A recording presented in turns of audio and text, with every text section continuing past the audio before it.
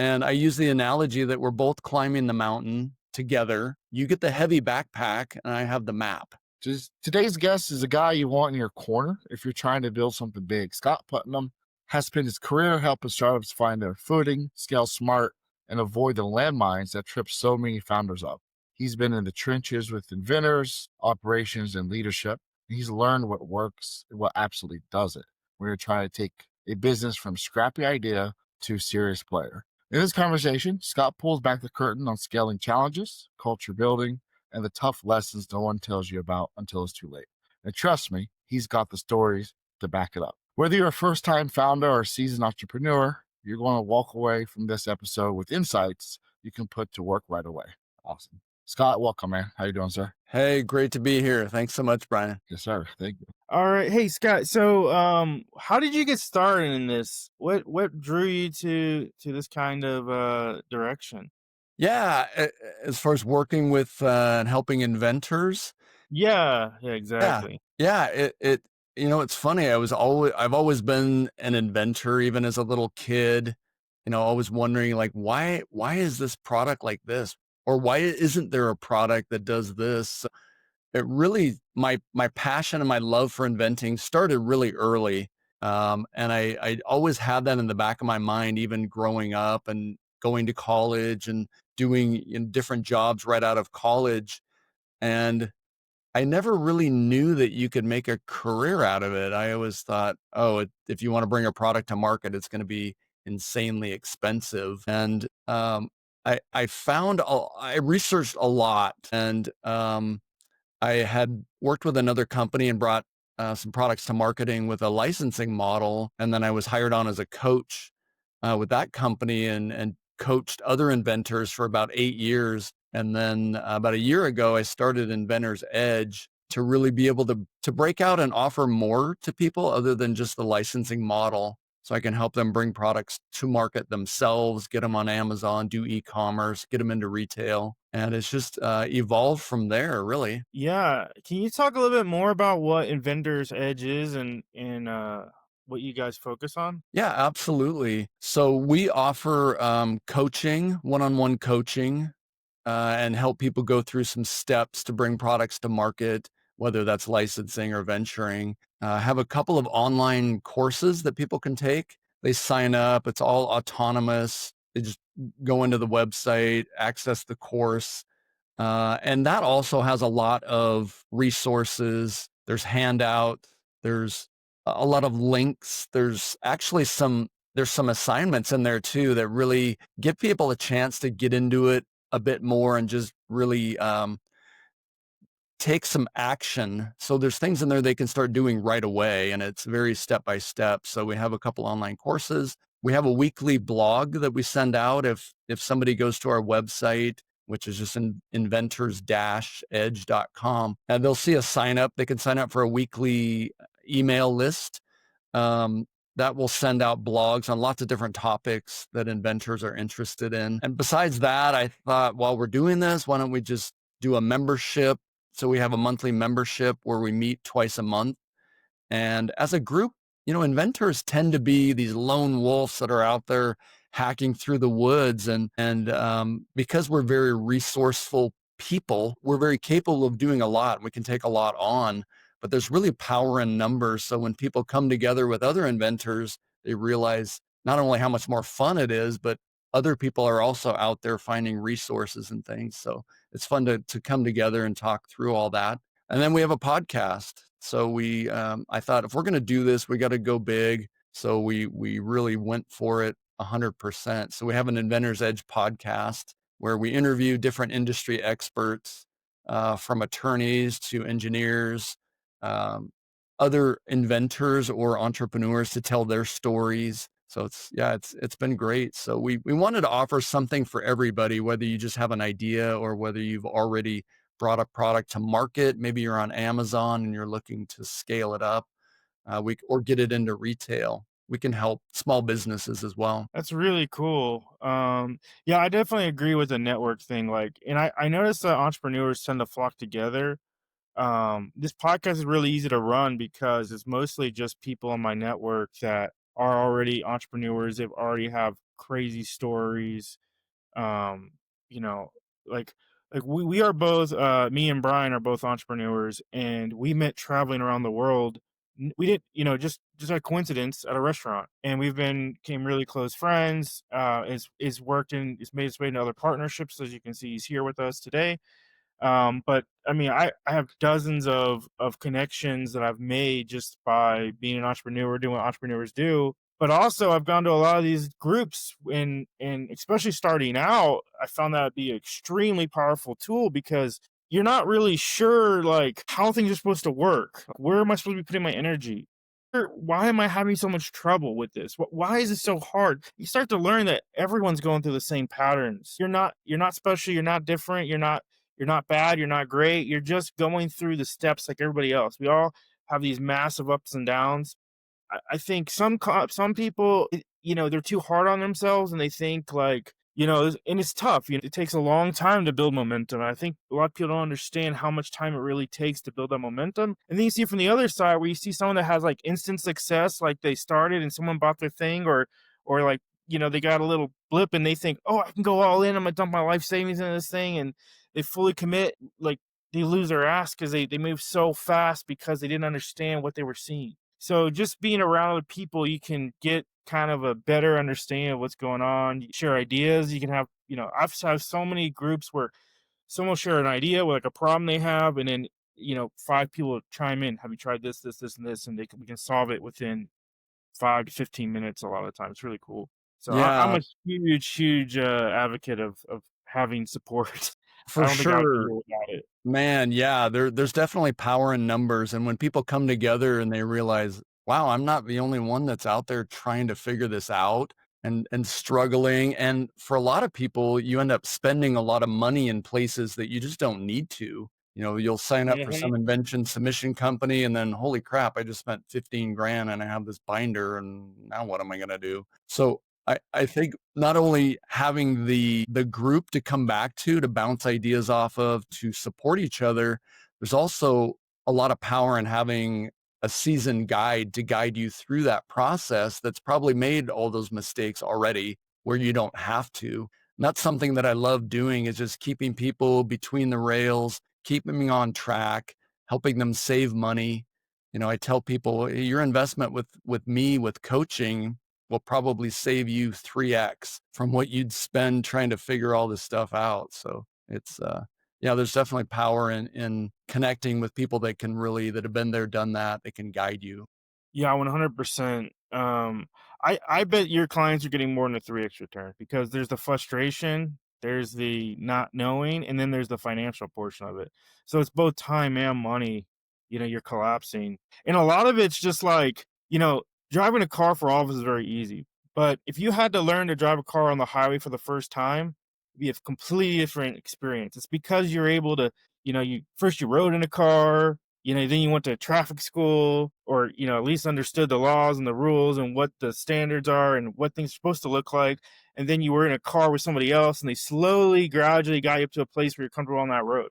And people don't realize business is the same thing. It's a fast, I compare it to like being in the middle of the ocean. Like you have to swim back and you don't have any life support unless you put that life support there. And Mhm. it can be very lonely. You can't, it's like, it really feels like you're just out in the middle of the ocean. You got no leads, you got no connections, you got nothing. You got, maybe you have product, maybe you don't have product, and you're trying to figure out how to put all this together, and like you don't know which direction to go. It becomes overwhelming quick. So yeah, I think it's really an essential to have some type of person that can direct you when you're starting out, or just be ready for a lot of trial and error.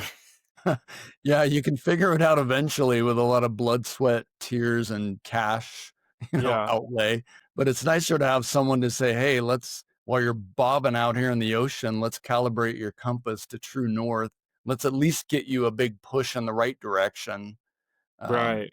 Yeah, to get you going, because it's scary. So most people, either they burn up their cash or mortgage their house because they believe in their ideas so much, whatever it is, without maybe getting any feedback and going through the right steps to make sure, is there even anybody that wants this idea, or they're just running a million miles an hour and hitting wall after wall. Not that some people don't get lucky, but I think the vast majority of people that are really being the lone wolf and trying to figure it out do it the hard way.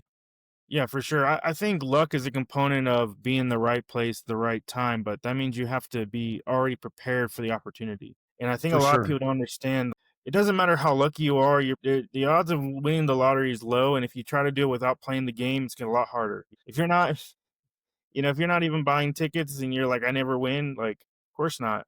I have a Right. question for you. They like, do you have kind of like a general place where you like to see them starting or like a first step kind of to get people building momentum in the right direction?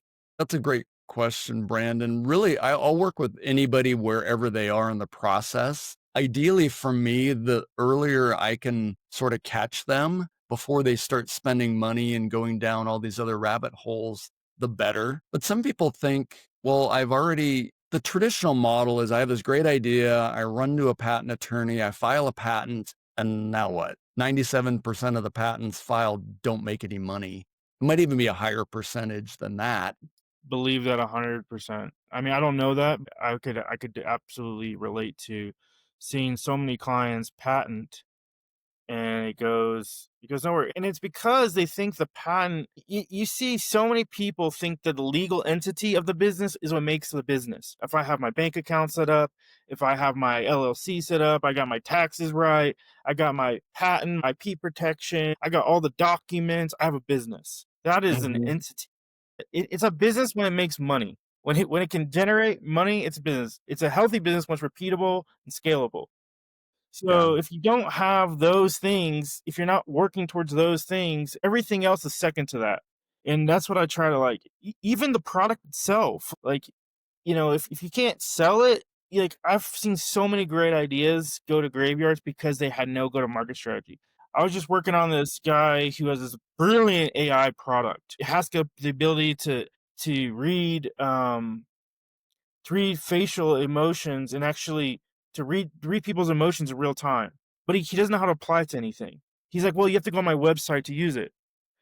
Right. So we came up with a really clear way that we could integrate it together, a go to market strategy that's scalable instead of like she was going after these like companies like Facebook and trying to sell it to Facebook and these really big companies. I'm like, yes, you can do that, and maybe it'll work. And just go on all these pitch events and like he's chasing all this stuff around, but it's like, where is the money now? Mhm. Mhm. Where how are you gonna keep your payroll going? So just Yeah, kinda showing them like, "Hey, there's other directions than just going for these big ideas and stuff." There's different ways to go about it. I don't think there's necessarily a right or wrong way, but, there's certain paths are easier, especially getting started, and, other yeah. paths I've seen, and it takes it takes a lot to get that first connection going sometimes. Definitely. Yeah, it's all about having a plan. What's your plan? What's your strategy? And a lot of people don't do that until after they've got the product going and spent a lot of money on patenting. And then they try to figure it out like, oh, well, can this even be made? You might have a really great patent, but if the product can't even, if there's not a tool that can even make it, where are you going to go from there? Right. And, Yeah, one of or, the first products I designed was a medical device. It had a new ability to operate that is these forceps that had these articulating fingers on them, and we oh, made it like in a micro, like it's incredibly small. And the problem was not that it was so expensive to produce one that we couldn't sell it. It was like we're like it's the medical industry; they'll find money for this. And yeah.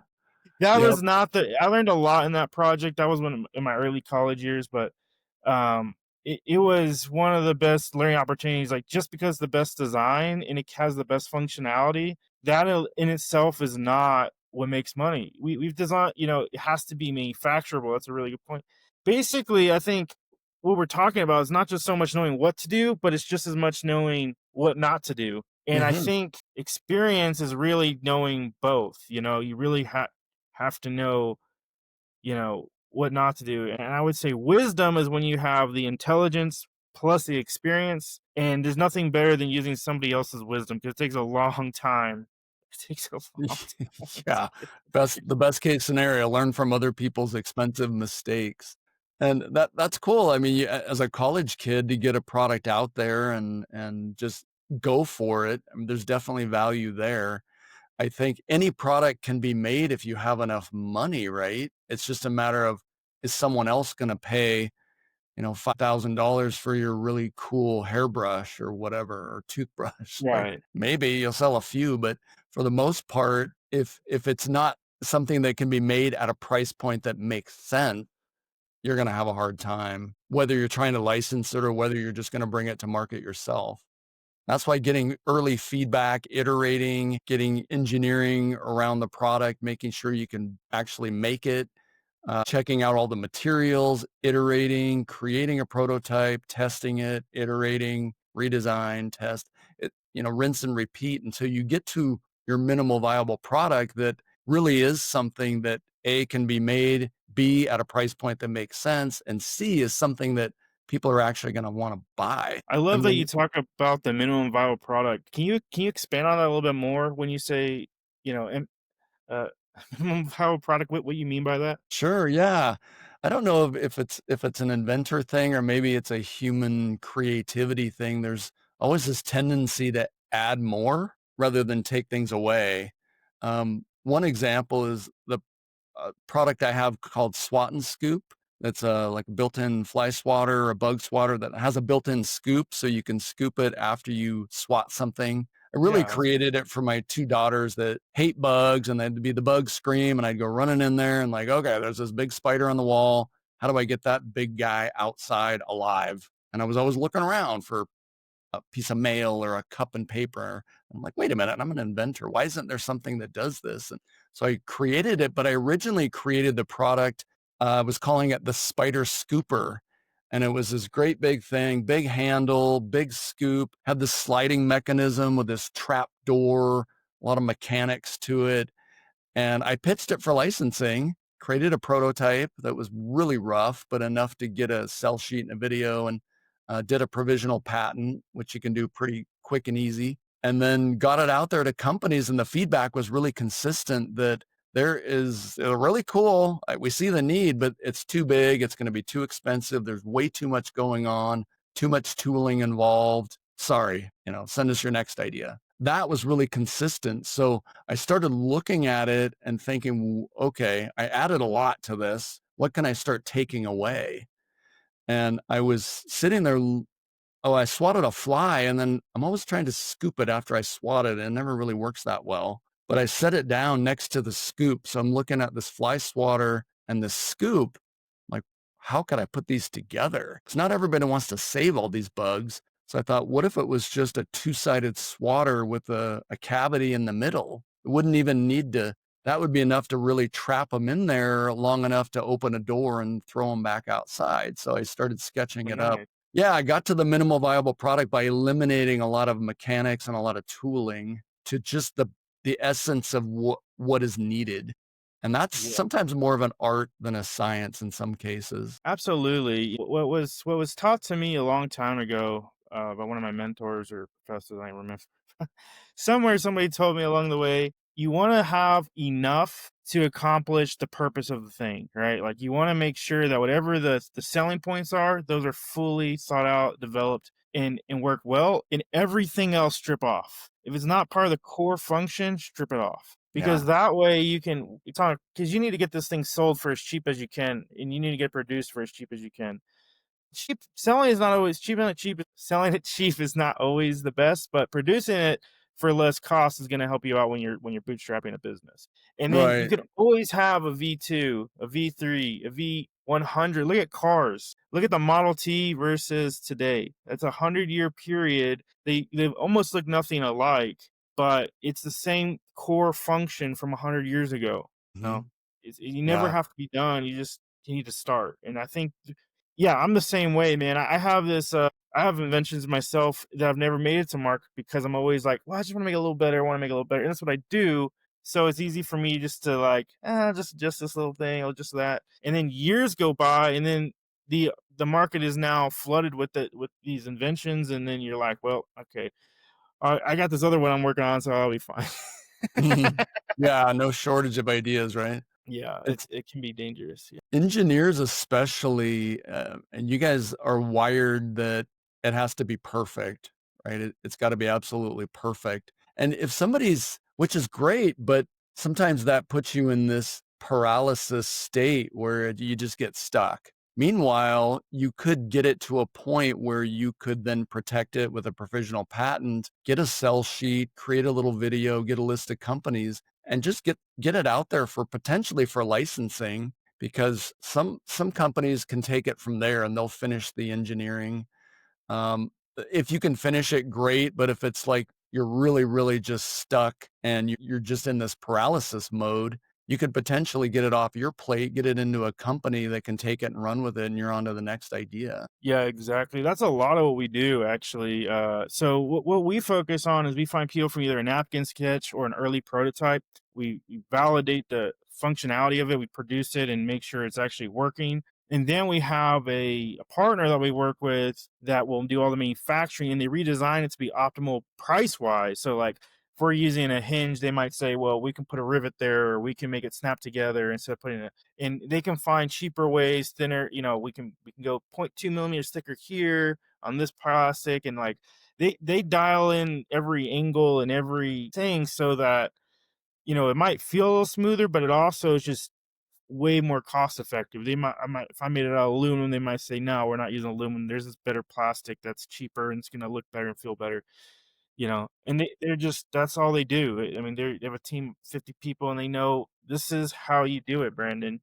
They got Yeah. 200 companies giving them feedback on your design, and like they'll be able to figure out a way more cost effective way for sure. That's a tribute to really working with pros, that's what they do all day long. They know the system, they know all the materials, they know probably almost immediately how you can start shaving, expense off an idea. A lot of it is the materials, but sometimes it's the design.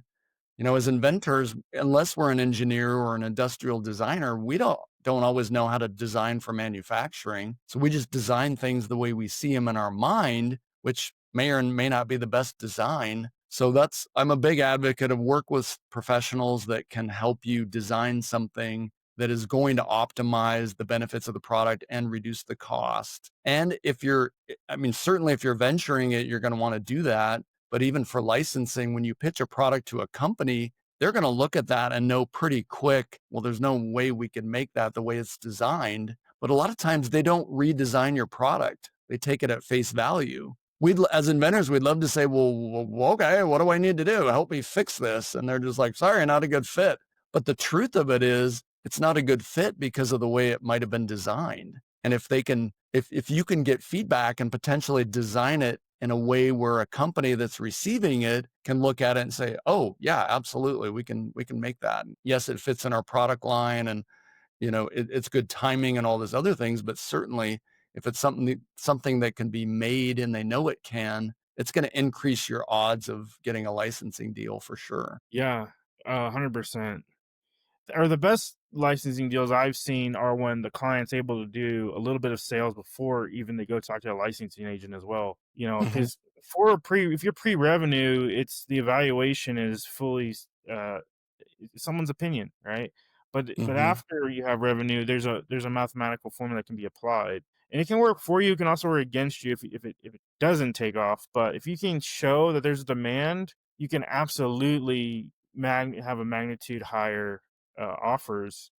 And the other Yeah. thing about those offers too is knowing how to structure them so that you actually get paid. A lot of people don't understand that a lot of these licensing deals or like VC firms and a lot of these buyouts, they don't always work out where the entrepreneur or the inventor or the founder makes much money or any money at all. Sometimes it's based on a payout schedule and a performance schedule, and they write them in a way where it's very difficult to meet it. And either you have to dedicate 70 hours a week to hit these goals, or and even then it's still very difficult, or you hear people just basically getting robbed from their business right out from underneath them. Especially with those acquisitions, you need to partner with somebody 100% that knows it, or yeah, I would not venture down that myself. I've heard too many horror stories. Hmm. Yeah, get some help.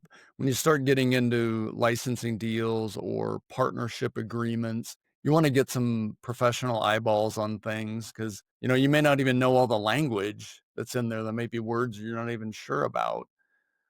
Certainly have an attorney take a look at it. That's something that I do with people without offering legal advice. I know licensing agreements really well, and I can help somebody navigate that process and help them even way before that. There's a lot of strategy that goes into it, setting things up the right way as you start talking to companies, asking the right questions, gathering the right information that can help you not only negotiate, but have things in the agreement that are going to support you. So it's not so lopsided or one sided. Yeah, I was looking at doing a partnership a couple years ago with a marketing guy because I'm not a marketing guy. Yeah. We knew we had a great service, we knew we had a new product, we didn't know how to get it out there. And this guy promised me the world. I'm gonna grow this to $1 million a year. It's no problem. It's easy. But I want 51%. And it was weeks of negotiation before we got there, and we laid all the tasks and this and that. But I was like, dude, there's no way you're gonna get any equity before you've actually achieved anything. The results have to come first. It just didn't feel right to me. Luckily I had enough insight to kind of catch on to it, but I could definitely see he was a sales guy, he was a marketing guy. He was very persuasive.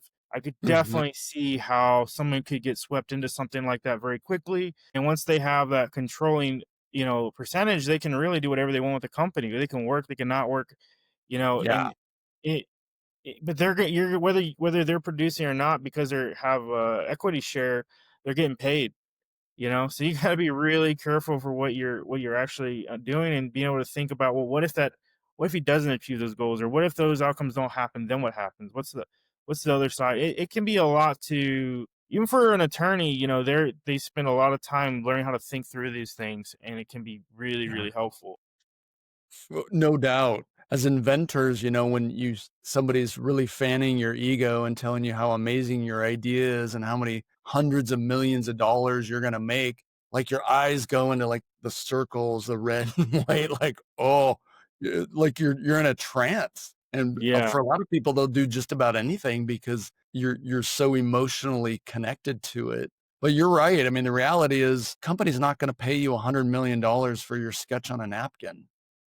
What they'll pay you $100 million if you have $50 million in profit per year for the last 5 years or something. The yeah, numbers exactly. have to your point, yeah, you have to have proven sales and a proven product, or the value is just potential. Yeah, maybe there's a lot of blue sky there, but you're not really giving them anything substantial versus a company or someone that's been selling a product for a while that can show them the books. Like, "Hey, look, this is what I've done. These are the real numbers." That's a totally different conversation. Yeah. And one of the things I've learned more recently is, like, when you're talking about acquisitions, it's not just about how much it can produce, but how systemized is and scalable is it? So is there a key person that's keeping the business together, or is it something that everybody is running without the founder, and if somebody needs to change careers, the business can keep running. The first time I lost a key employee, it took me 6 months to figure out how to run the business without him. Like, it was terrible, you know? Mm, And then it happened, relatively recently, and we had worked together to make sure there were systems, so when that transfer happens, it was a handoff and not a collapse of this part of the business had to be rebuilt, you know? It can mhm, be devastating. Small business, large business, I've heard these stories where there's a key person that knows everything in their head how to run it, and they're not training other people, they're not taking upon that. Even NASA has this issue. I don't know if how aware you are, but they don't know how to.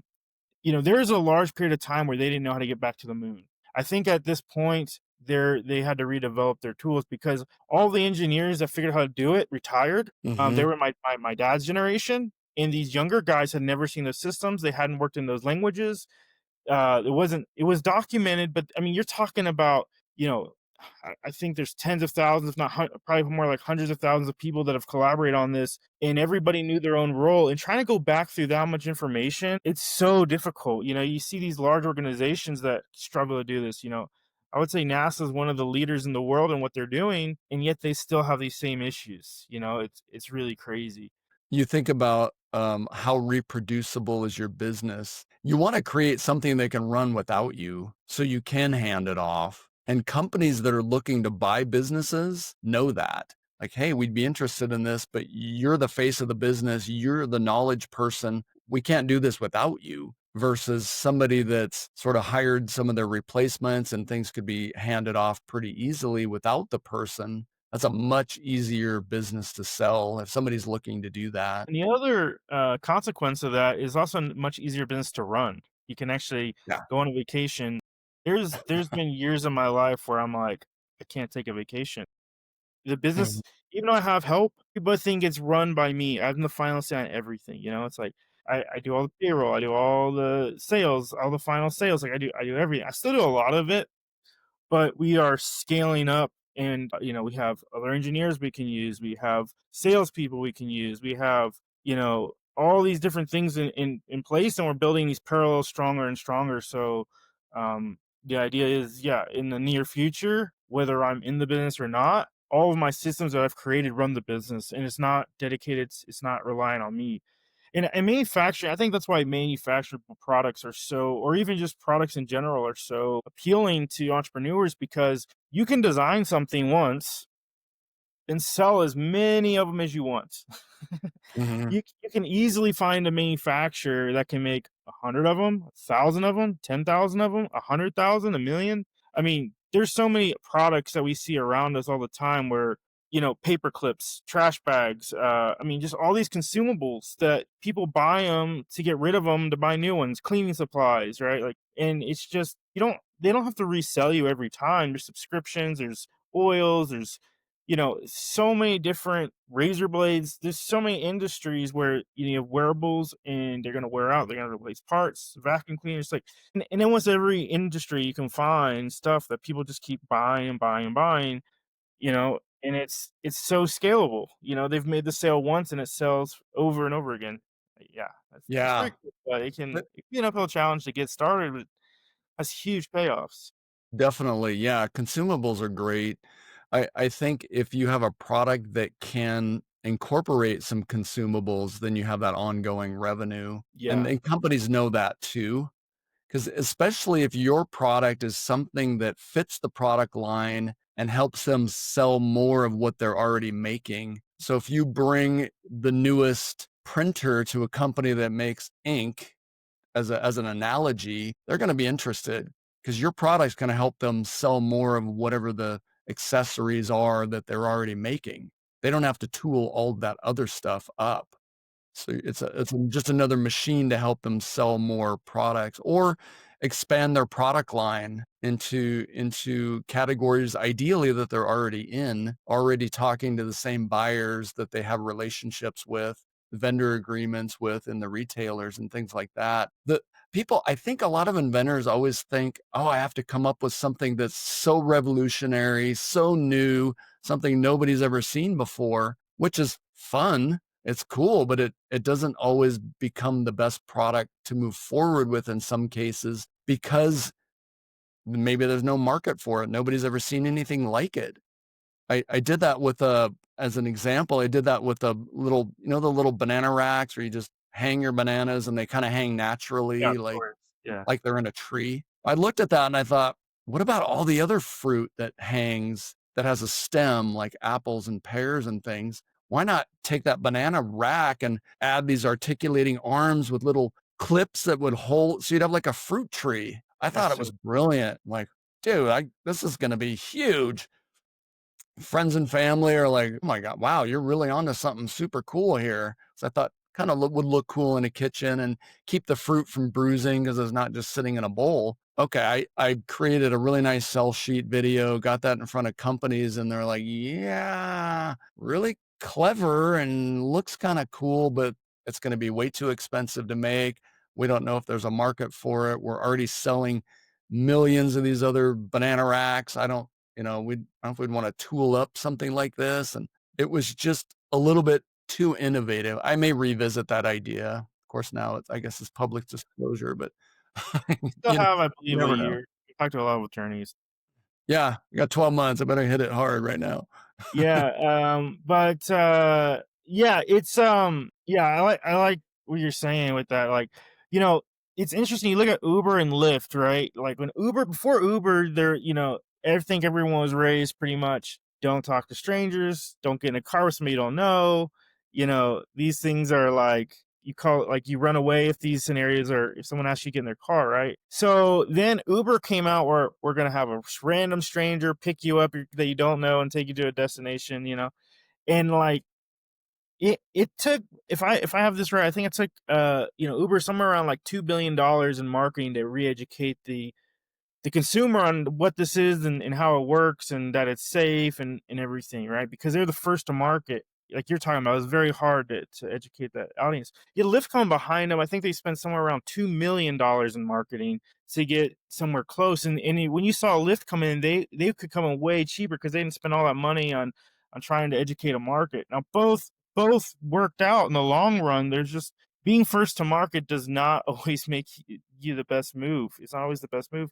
There's an advantage to being second to market too and just making incremental improvements. And I Yeah. think most inventions today you look at are incremental improvements, and people can already understand how it's going to work with by just looking at it and see the value in making it a little bit better. And Mhm. I think that's pretty apparent in a lot of things we do.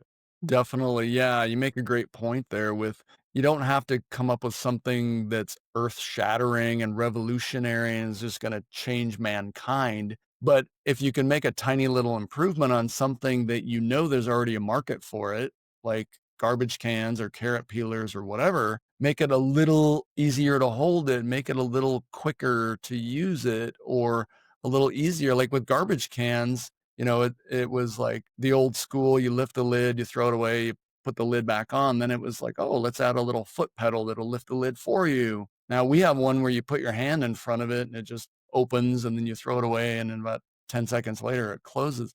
But those are little incremental improvements on an existing product. People are always gonna need garbage cans. They're always gonna need laundry racks and laundry baskets, but taking that known product category and saying, "Hey, what can I do to make this a little better for the customer?" Those tend to be some of the best products. Like OXO, for example, I don't think they have anything super revolutionary, but they made the grip better, more comfortable. What company is that? OXO, OXO, Oh, okay.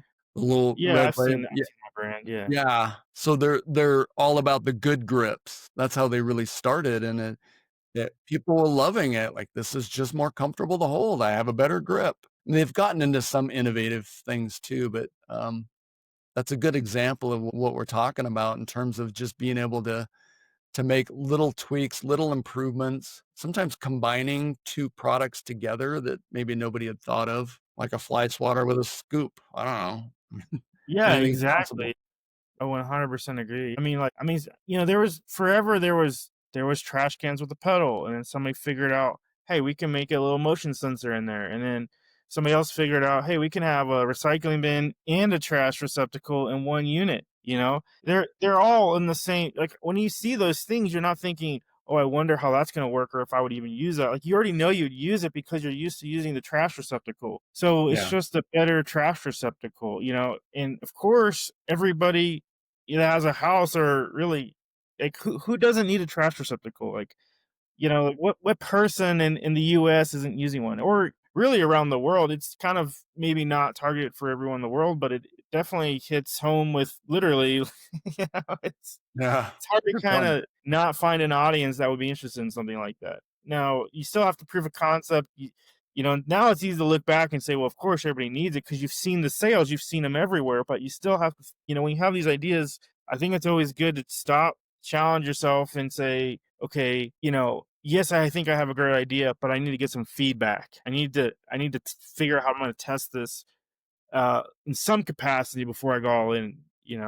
Yeah, and there's some great tools for that too. We have a free, AI for inventors course on our website that walks you through some of the steps of how to use AI for customer data, customer Right. sentiment, getting really what it does is it'll scrape a lot of Reddit sites, so and other social media sites to find out what do people really think about these kinds of products? What do they need? And AI is at a point too where it can help design products. So you could put in different prompts like, hey, I'm looking for a product that solves this problem. And it can grab all kinds of data. It can help figure out manufacturing materials. It's amazing how far it's come so fast. But to find out, is anybody even going to want this? There's some great ways to use it. I mean, definitely get some feedback from actual humans. Also, be careful about public disclosure. But AI can definitely give you really a nice way to get some good information about, well, it seems like based on what I've put in there, people really would love to have a new, whatever, a new salad spinner that works better, whatever. Yeah. Yeah, I mean, you said a lot of really cool things there. First of all, I never have heard that direction of using AI to validate an idea. That's Hmm. very, very interesting to me, and I'm gonna have to check that out because that's the first that I've heard of it. We use AI all the time for different things. One of the things I love to see is our clients will come to us after they've already basically designed a visual aid in any of the AI chat bots now, and then they can take it and they can say, "I really like."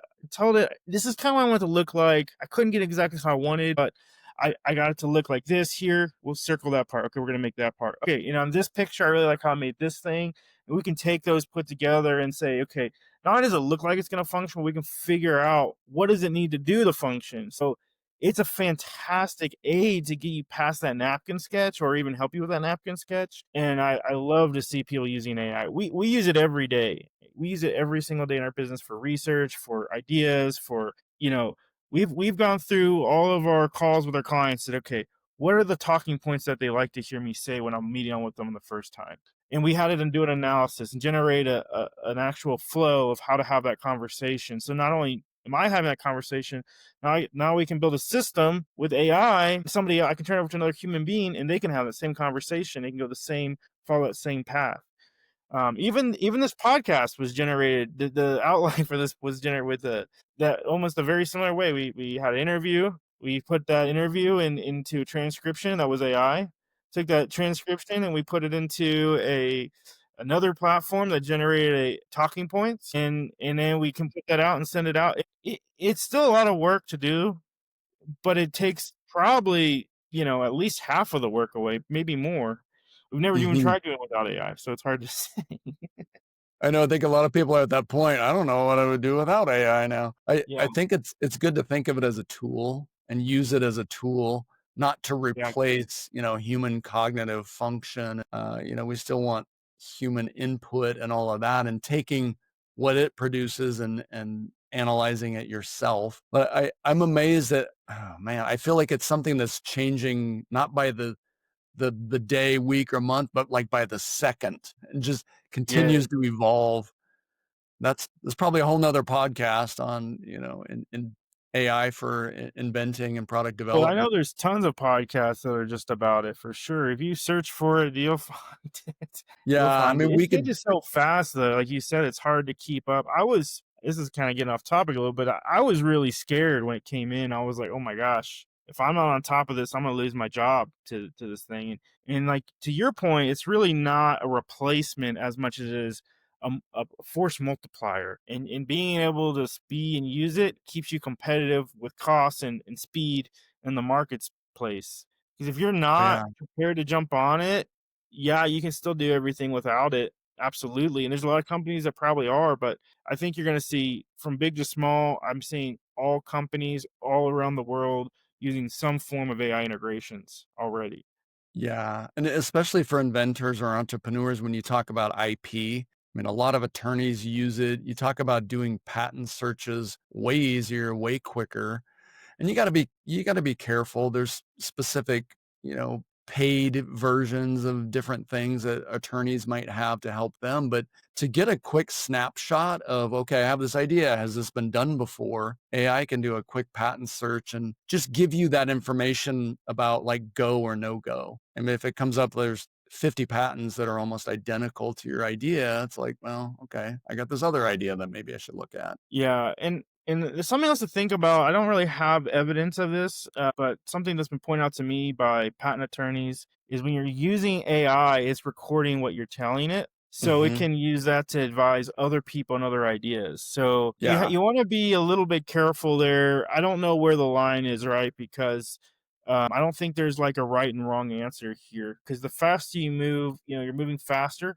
with it, but you're also taking on some risk, and there's always a risk that we have to take on. So you have to not say, well, it's risky, so I don't want to do it. You have to look at things and say, okay, how risky is this? And is this a risk I'm willing to take? And if you're not willing to take risk, I'm gonna tell you right now, being an entrepreneur is not the industry for you. Yeah. Yeah. It's a good point. I was wonder, and I've talked to people about this. It's like, where does all of that information that people are typing into Chat GPT and these other Perplexity and the other ones, it's going somewhere, and it's going in, I'm assuming, like this big whole this tank that's using all of that to learn and help other people. So I always wonder about copyright with AI, and I know there's a whole legal side, and it's I still think it's kind of the Wild West at this point, and Exactly. everybody's trying to figure it out, and how do we kind of wrangle this and get some policies in place, and what is all that gonna look like? But yeah. Yeah, I really love where this conversation going, and I really enjoy when it just is flowing.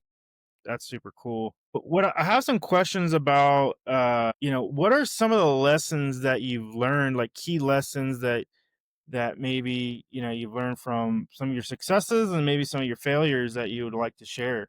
Yeah, yeah, great question. I think from some of the failures, you do learn, I think, more probably from your failures than from your successes.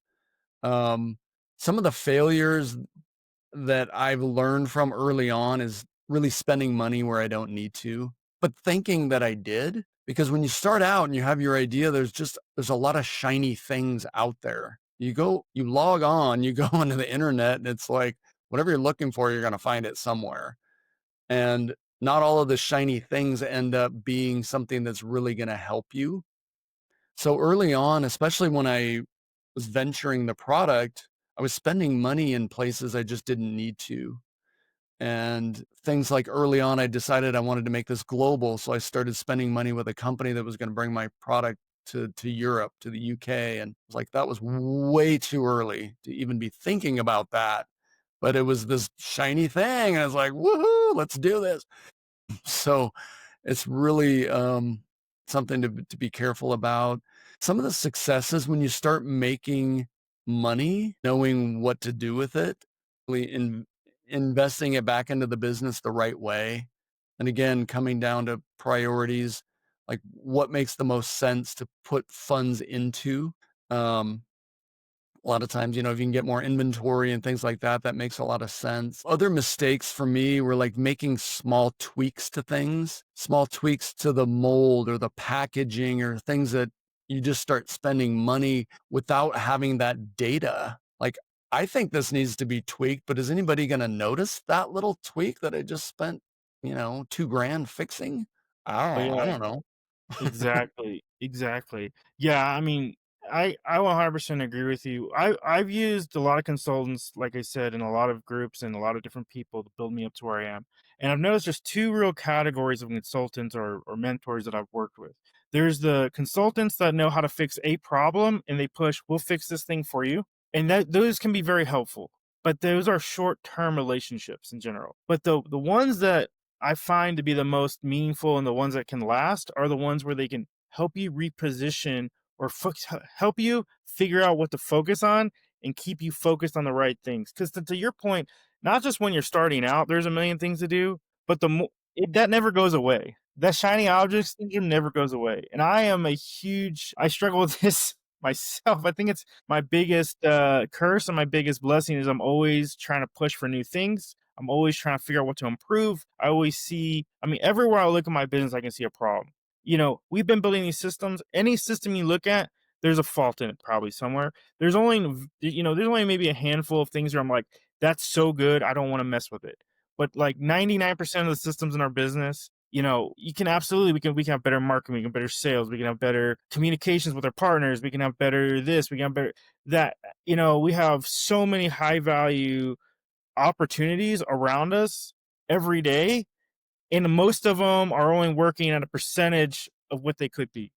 And then you have to go, well, do we try to fix all of them at once and dilute ourselves? Or do we take one thing at a time and just keep hitting it over and over and over again until it's right? And then what if it's not working? How long do you try it? How long do you try in that direction of something not working before you say, this is a good idea or a bad idea? And it's a very hard thing to evaluate, especially being inside of it. It's even harder. So having Mhm. somebody that you meet with not every day but on a regular basis that can get to know your business has been probably the most powerful tool that I've had in my business. And we've had both types. We had a marketing guy come in, he 4x'd our company in literally like 2 months because I didn't have marketing. It was just, hey, Mhm. you want to work with us? We're the CAD guy. We used to be the CAD guy, and we had a crazy logo that I made myself. And I thought because it was all fancy with these geometric shapes, it was going to draw all this attention to it. And I thought, like, oh, we have our basic package. Just we used to call our product our basic package, and we've learned it's our flagship, and we've positioned it as such.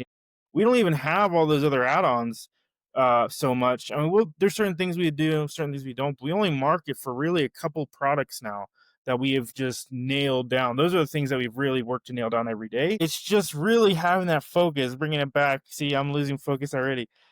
Bring it back to having that focus of like, where do we need to go? Where do we need to focus 80, 90% of our energy every day to make sure it's right?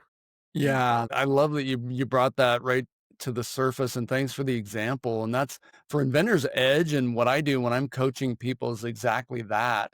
I'm not there to do a quick fix, put a Band-Aid on it, you're gonna be fine. I'm there from start to finish, um, guiding, supporting, strategizing, making sure they know where they are in the process, where we're going, how we're going to get there, following those steps. And I use the analogy that we're both climbing the mountain together. You get the heavy backpack, and I have the map. So I'm doing more guiding, supporting while you're rolling up your sleeves and doing the work of it. It is a very different thing than trying to um, kind of acutely plug in different, like, oh, I need that. I'm going to find someone to help with that. Oh, now I guess I need this. I'm going to find somebody to help with this. It's a more holistic approach. And I have a big network of people that I can plug them into while I'm part of that process, guiding them through that.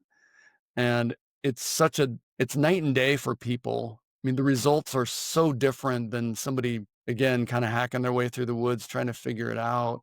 And sometimes you do need a quick fix for something and you're good to go. But I think for the average person, having somebody in their corner that's cheering them on, that's supporting them. I joke that I wear a lot of different hats. Sometimes I'm the cheerleader, sometimes I'm the therapist, sometimes I'm the coach, like blowing the whistle, whatever they need that week.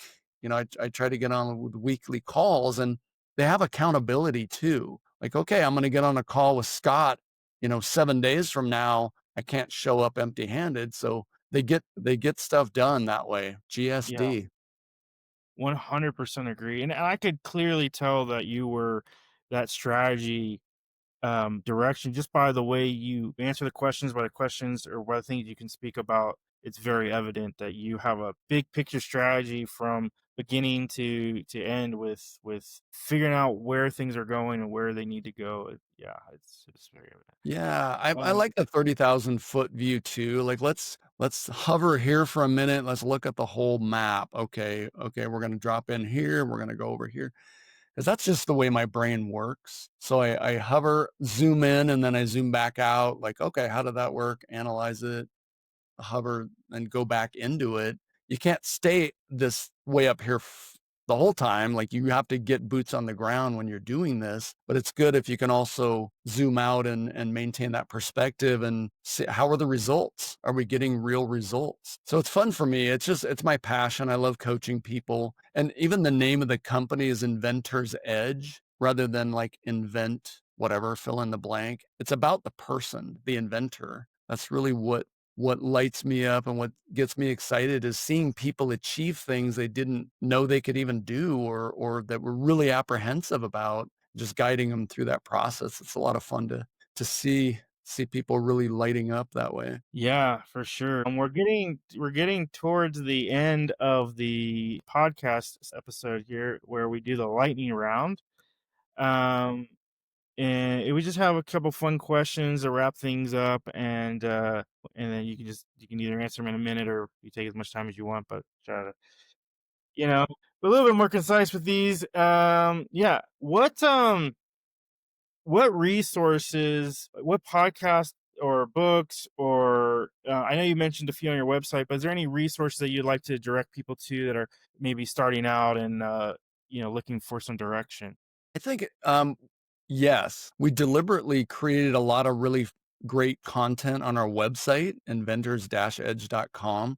There's FAQs that are really comprehensive. We have some free AI course. If people are really just starting out and they're like, all right, how do I figure out which end is up here? That would be one place.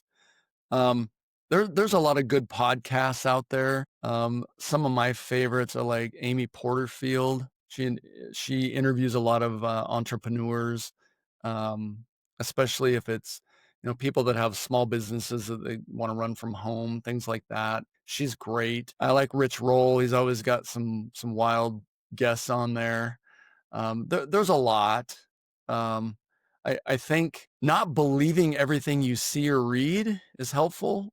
Um, a lot of you can tell right away if somebody is just telling you what you want to hear, and that becomes a shiny thing so they can get your money. um, I always tell people to be careful about as you're navigating this process of finding resources. Invention submission companies, I'm not bad mouthing any particular one. I just think across the board, I just haven't met a lot of people that have had great success with that. I've met tons of people that have spent a ton of money and don't have a lot to show for it. So in my experience, I feel like do your due diligence, Google complaints against whatever company it is and just see what comes up, and take off the crazy glasses that, you've guzzled the Kool-Aid that got you excited about spending a bunch of money with whoever. Really take a breath, take a beat, and do some homework. Yeah, I definitely want to add to that. I completely agree with the invention submission companies. I can second that. I have not seen somebody that's worked with one and left feeling like, wow, this is really worth it. Or if they did, they don't actually have anything. They don't understand that they don't really have very much at all. A lot of times they're spending a lot of money to get a non or provisional application submitted, and that's not the same thing. I don't want to get too into legal, but there's just a lot of things that I've seen that, like, they sound really good, they think they have something, but it's nothing that they can actually make money with. And there was some other part of that. Oh, the other thing that I've seen these guys do, and I see this in all industries, sales, is they paint this picture of, hey, what is it worth to you if I can get to this point? If I can get you to $1 million a year, what's that worth, right? If I can solve this problem to you, what's that worth, right? But themselves have not solved that problem for their own business, or they're not guaranteeing that they're going to solve that problem. They're not saying they're going to solve the problem. They ask the questions as if they are, but it's a very manipulative way that I see these guys go and push these really high spend things for very little stuff, because they're painting a picture of what if we can do this, and then they take you over here, or they just kind of fizzle out somewhere in the middle, and just be careful with those kinds of salespeople. Um, Yeah. Yeah, for sure. It's always like, "Oh, well, if you want that, you gotta write another check for this amount. If you wanna go to the next level, you gotta write another check for this amount." Yeah, I get it. right, right. Um, are you a coffee or tea kind of person? Man, it was coffee. I've recently kind of become a tea guy. I went to this 5-hour tea, it was like a workshop, and I learned about pu'er tea that's fermented and sometimes Hey, comes from these tea trees that are like 1,500 to 2,000 years old, and someone says you can age it 100 years. Short answer, I'm moving into becoming a tea guy. yeah, I that's cool. I've not gone down that road, but I've definitely enjoy both tea, and since I lived in Colombia, I've gotten really big into coffees as well. It's Yeah. actually recently I just discovered these coffees, like these coffee shops, and they'll mix juice in with these like cold brews, and it's like Wow, really, really enjoyable. that sounds good. If your team was going to describe you, what word do you think they would use? Wow. I would say probably coach. Like it. If I'm a player, I guess it would be leadership role. The guy that pumps everybody else up. I was gonna say Yeah. cheerleader, but that's more of a Yeah, side I thing. But think that's definitely, accountability. People like some people don't really understand the power of having an accountability person. But yeah, if one, I don't think any of us really have the same power internally as we do externally. There's very, very few people in the whole world that can really do that themselves efficiently. There's the David Goggins, but outside of that, humans respond differently to peer pressure than we do to internal motivation. That's why we always take care of everybody else. We'll always treat everybody else better, but than we treat ourselves. There's some kind of human complexity about that. And when you have that accountability partner, you get somebody else to push you the way that you need to be pushed. mhm, Because yeah, you don't want to disappoint that other person. There's a whole thing about that. So yeah. I definitely think that's Sure. a really cool place to see yourself, and I think it's a very important role to be in this process. One piece of advice you'd want to give your younger self. I would say I was like as a kid, I was like the worrier. Always concerned about everybody and everything. I would say relax more. Don't put your dreams on hold. This is me telling my younger self Yeah, telling me, um, really don't wait, like, really go for it. And I think that goes for a lot of people, we tend to put our dreams on hold for someday. Someday I'll get to that. Someday I'll get to that. And all of a sudden, there's no timeout. The clock's always ticking. All of us have a finite amount of time on this planet. The question is, what do we want to do with it? And your ideas matter. There's a reason you have your creativity and your ideas and your drive to do something with those. So, yeah, younger self, be like, dude, don't wait. Like, do it. Take some action. Go. Make it happen. yeah, absolutely. And my last question is my favorite one to ask. What's Yeah. your favorite product that you've seen, used, heard of? Wow. That's a great question. There's so many. You want me to narrow Yeah. this down to one? Well, I maybe just one that you use on a regular basis that you really enjoy. That's the way yeah. I think of it. I'd have to say it's probably this one, Swat and Nice. Scoop. The That's swatter awesome. You with the got it right there with built-in you. scoop. This is becoming my little infomercial here. Got the built-in scoop, swat it, scoop it, toss, or spiders drop in there. We use this all the time, and this aside from the fact that I created it and my family helped launch the business, it really works shockingly well to keep your distance from bugs and creepy crawlers. Get them That's get them out of the house fantastic. quickly. Yeah, I know so many people that are just ridiculously repulsed by bugs and afraid to touch them or even get close to them. That makes it's kind of hard to believe once you see it that no one else has done it. Yeah. That's great. Yeah, it How really was. Yeah. how can people find that product? Like if I want to purchase that today, how could I find that? Yeah, it's on Amazon if you type in SWAT and then the letter N and then scoop. It's in some retail where we've been expanding. I licensed the product to a company that's going to be getting it into a lot more stores. We're not in any big box, but farm and fleets. I think if you wanted it in 2 days, Amazon. And there's three different colors, and there's like a 1, 2, and 3 pack. That'll be the easiest way to get it. Yeah, I'd love to hear from anybody that what they think of the product. Anybody can reach out. I'm on LinkedIn. And or support at inventors-edge.com if anybody wants to email thoughts about anything. I'm always happy to connect with people. Yeah, and don't be afraid to put your thoughts in the comments either. We'd love to hear from you. That brings us to our closing, and I always like to, where is the very best place if somebody wants to reach out to you, whether it's for your scoop or if it's for just getting to work with you and have more dialogue about their business and their needs. Yeah, I'd say the easiest is probably our website. You can go to contact us. That will go right into my email box. Um, I have support at Inventors Dash Edge, and then I have Scott at Inventors Dash Edge. They both come to my email. Or if we're connected on LinkedIn and you want to message me, that's a great place. But yeah, I'd love to hear from anybody, even if they just want to throw some questions at me about, hey, I got a bunch of ideas and I don't know which one to start with, or I've been working on this thing for 10 years. It's in my garage. It's just collecting dust. I want to do something with it. I have a prototype. I know it works. People are going to love it. Yeah, just reach out. I'd love to help. And I have different coaching packages for every budget. So that was one of the things I wanted to make sure I did is not have something that's going to cost somebody, 5 grand if they even want to get started. But literally people can book one coaching call or 3 or 6.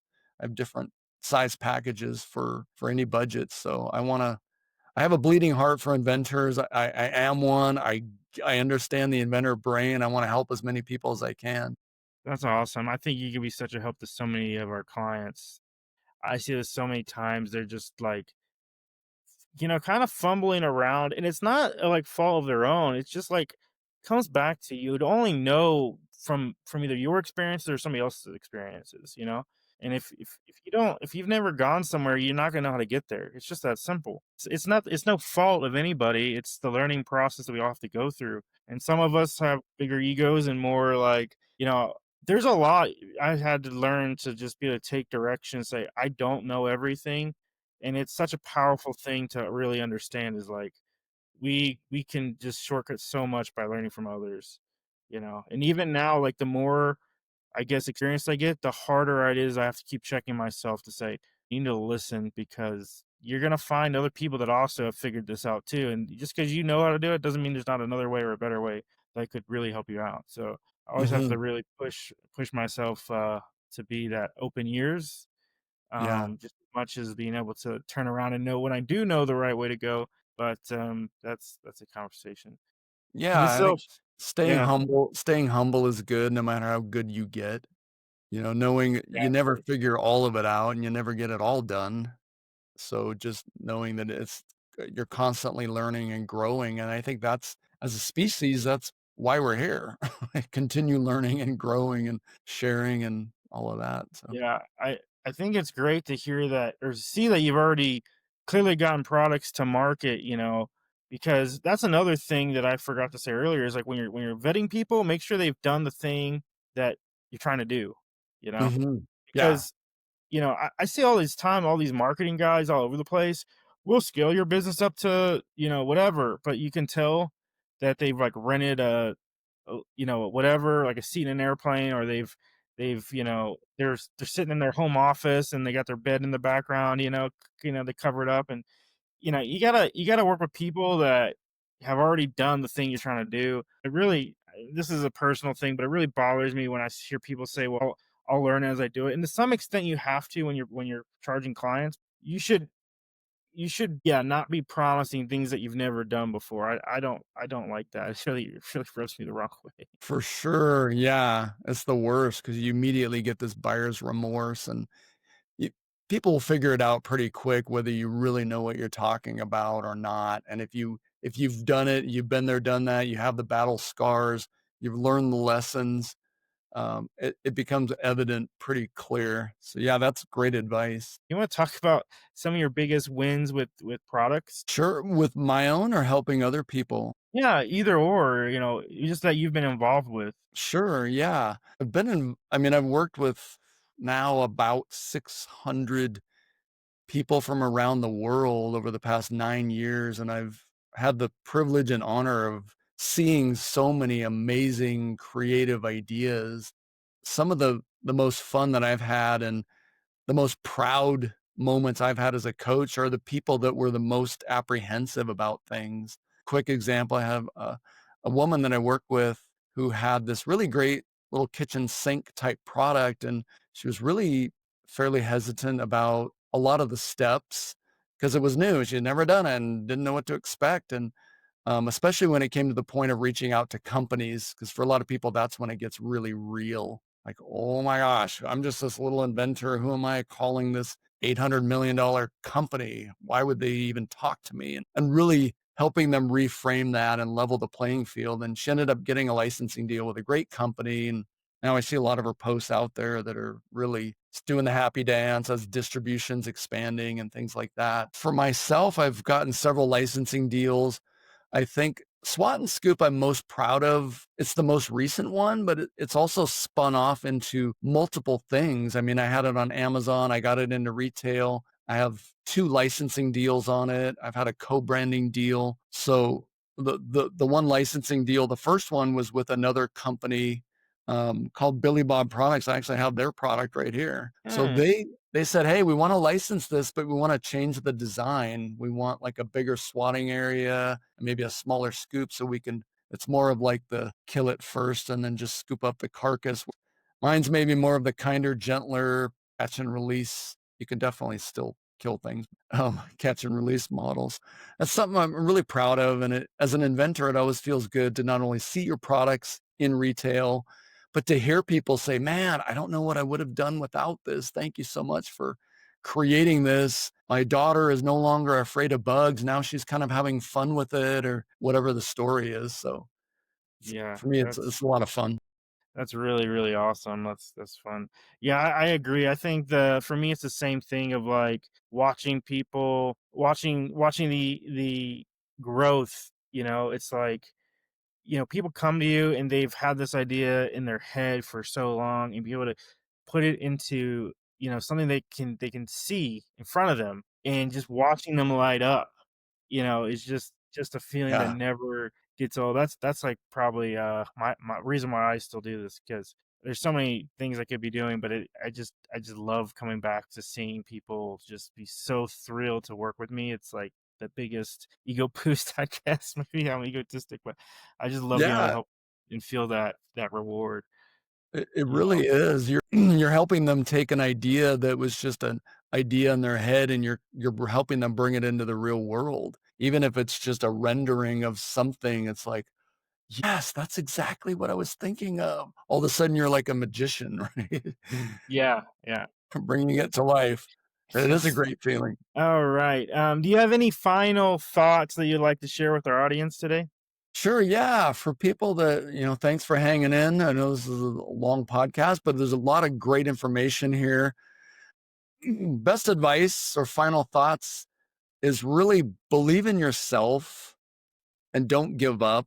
This process, if it were super simple and super easy, everybody be doing it. I mean, I don't really like that saying, but what I've seen is a lot of people that get a little bit of resistance and they just kind of hang it up. It's like, that's too hard. Forget it. If you study any famous people throughout history that have ever accomplished anything meaningful, there's always been heartache. They get knocked down over and over and over and over. I mean, Edison, 1,000 failures, or 10,000 for the light bulb. How many times did he get knocked down? So, final thoughts, don't give up on your ideas. Your ideas matter. You matter. There's a reason you have your great ideas. Be careful with your great ideas. Get really good help and don't be afraid to take that first step because there's so many ideas that die on the vine because somebody was either afraid to get them out there because they didn't want them stolen or they were afraid of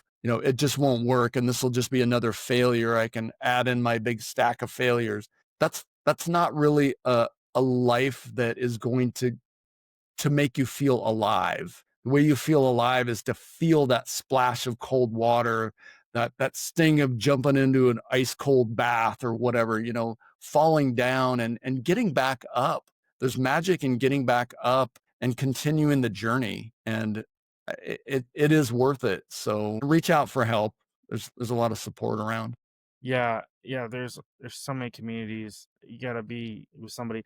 I completely agree. I think that would be the best piece of advice I could give as well is like, you know, being successful is learning how to fail forward faster. The people that like you look at Elon Musk, you look at these guys, they don't say that we are gonna get right on the first try. I mean, he had $1 billion rockets explode. You know, they don't advertise it, but I'm sure people that follow him know about it. You know, it's like that's like so hard that many people worked on it but then they turn around and do it again, and they do it again, and they do it again. But I'm there's a really easy formula to succeed, and it's just keep doing things failing, learning from them, making small adjustments, and then doing it again. And if you do anything enough times, sometimes it's 100 times, sometimes it's 3 times, then you'll get there. But if you go into anything, I never ever go into something new and expect it to work. I go in there and like, "Okay, what are we gonna fail at first?" That's my mentality. What are we gonna fail at first? What are we gonna try first, see if it works? And what metrics are we gonna need to look at to know if it's working or not? Are we trying to get like our first sale, or are we trying to get someone to call us back?